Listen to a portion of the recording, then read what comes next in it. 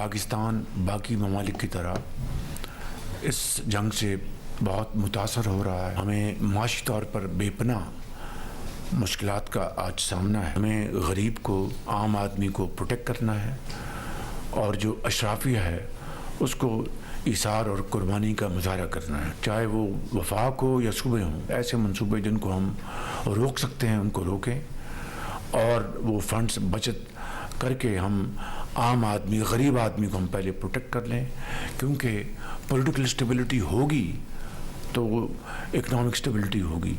अपनी ज़राअत को प्रोटेक्ट करना है। हार्वेस्टिंग शुरू हुआ चाहती है, उसके लिए तेल चाहिए, डीजल चाहिए, फिर आपने आगे पर नई बिजाई करनी है, उसके लिए डीजल चाहिए।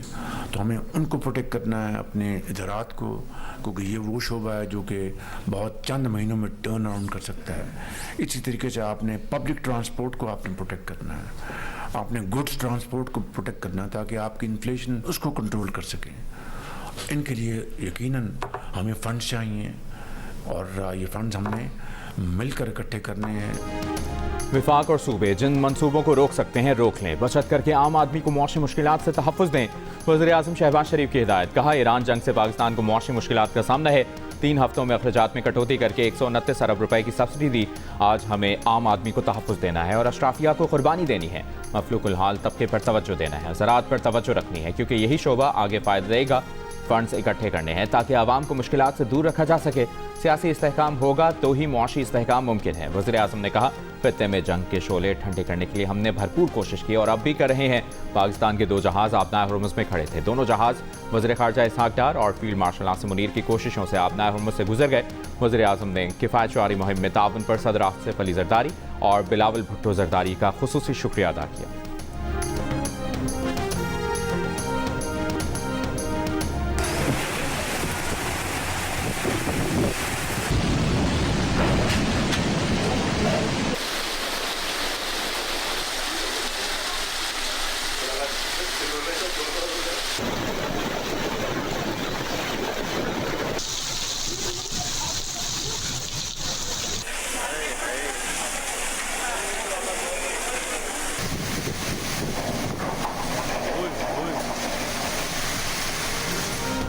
कराची में तेज हवाओं के साथ धुआंधार मूसलाधार बारिश। दिन में रात हो गई, हद निगाह इंतहाई कम हो गई। बादल खुलकर बरसे, कहीं कहीं ओले भी गिरे। मोटरसाइकिल सवारों ने फ्लाईओवर्स के नीचे पनाह ली। कई सड़कों पर पानी खड़ा होने से बदतरीन ट्रैफिक जाम हो गया। लोग गाड़ियों को धक्का लगाते नजर आए, मंजिलों को जाने वाले रास्तों में फंस गए। शाहराह फैसल पर नर्सरी से बलोच कॉलोनी पुल जाने वाला ट्रैक ट्रैफिक के लिए बंद। ट्रैफिक को नर्सरी से शाहराह क़ायदीन की जानिब मुतबादिल रास्ता दिया गया। मुख्तलिफ हादसात में 4 अफराद जान से गए। हुसैनाबाद में गाड़ी नाले में गिर गई। बारिशों से निमटने के लिए तमाम deputy commissioners alert. Hyderabad, Nawabshah, ठट्ठा, सुजावल, माथली और दादू समेत सिंध के मुताबिक शहरों में भी बारिश। नशेबी इलाके ज़ेर आब। तर्जुमान महकमा मौसमियात का कहना है कि सिस्टम के ज़ेर असर आज रात तक बारिश के मजीद 2 स्पेल कराची समेत सिंध को मुतासिर कर सकते हैं।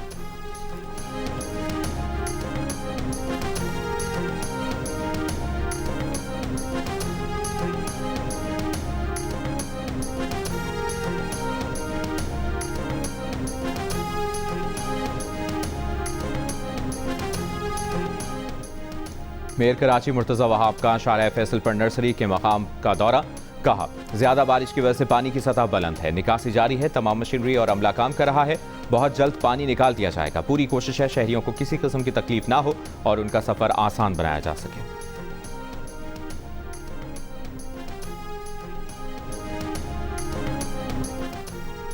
कोयटा समेत बलूचिस्तान के कई अजला में मूसलाधार बारिश। मुख्तलिफ हादसात में 7 अफराद जाँ बहक, मुतादिद जख्मी। चमन, खल्लात, सौराब, हरनाई और खला अब्दुल्ला में सैलाबी रेलें। राबता सड़कें बंद। रोगानी में 3 गाड़ियां नदी में जा गिरी। हरनाई सुंजावी के बरसाती नालों में 7 ट्रक बह गए।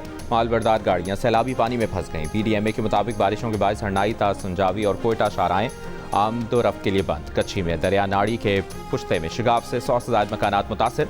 राजनपुर कच्चा चौहान पर दरियाए सिंध का आर्जी पुल टूटने से रुझान और रहीम यार खान के दरमियान ट्रैफिक मुअत्तल हो गया।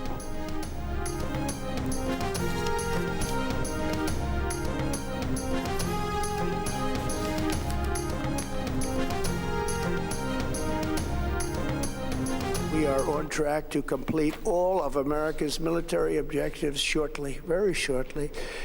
We are going to hit them extremely hard over the next 2 to 3 weeks. We're going to bring them back to the Stone Ages where they belong, In the meantime, discussions are ongoing. Regime change was not our goal. We never said regime change, but regime change has occurred because of all of their original leaders' death. They're all dead. If there is no deal, we are going to hit each and every one of their electric generating plants very hard and probably simultaneously. We have not hit their oil, even though that's the easiest target of all. अमरीकी सदर का Iran के खिलाफ मजीद सख्त कार्रवाइयाँ करने का ऐलान। अमरीकी कौम से खिताब में ईरान को पत्थर के दौर में पहुंचा देने की धमकी। कहा, जंग मुकम्मल करने के करीब हैं। हमले के बुनियादी मकासद पूरे हो गए। ईरान के बैलिस्टिक मिसाइल और एटम बम बनाने की सलाहियत खत्म कर दी। ईरान जंग का मुश्किल हिस्सा मुकम्मल हो चुका। अब ईरान खतरा नहीं रहा। ईरान पर अगले 2 से 3 हफ्ते में सख्त हमले करेंगे। सदर ट्रंप ने कहा, मशरिक़ वस्ता के तेल समेत उनकी किसी चीज़ की ज़रूरत नहीं। आबनाए हुर्मुज़ की भी कोई ज़रूरत नहीं है। तनाज़ा खत्म होगा तो आबनाए हुर्मुज़ कुदरती तौर पर खुल जाएगी। मुख्तलिफ ममालिक को मशवरा है कि तेल अमरीका से खरीदें। हमारे पास तेल बहुत है। दूसरी सूरत में हुर्मुज़ जाएँ, इसे हासिल करें और इस्तेमाल करें।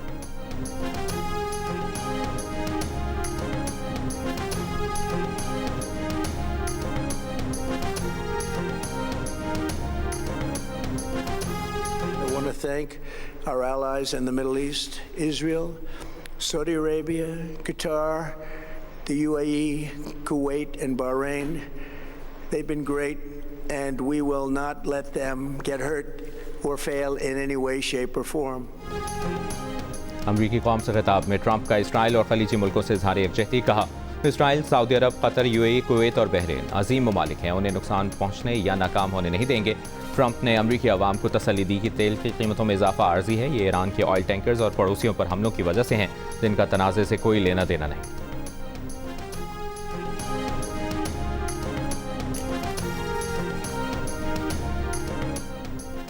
ट्रंप एक बार फिर तवक्कुआत के बरक्स साबित हुए। दुनिया को उम्मीद थी कि ट्रंप अपनी तकरीर में ईरान से जंग खत्म करने का ऐलान करेंगे या जंग को तूल देने और ईरान में ज़मीनी फौज भेजने का ऐलान करेंगे, मगर ये दोनों फैसले न हुए।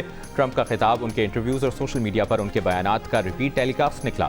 ईरान को बमों से उड़ा देने और पत्थरों के दौर में पहुंचा देने वाले रिवायती बयानात पर मबनी खिताब से न सिर्फ जंगबंदी की कोशिशों को धचका पहुंचा, बल्कि तेल की कीमतें फिर से आसमान पर जा पहुंची और स्टॉक मार्केटें मुंह के बल ज़मीन पर आ गई।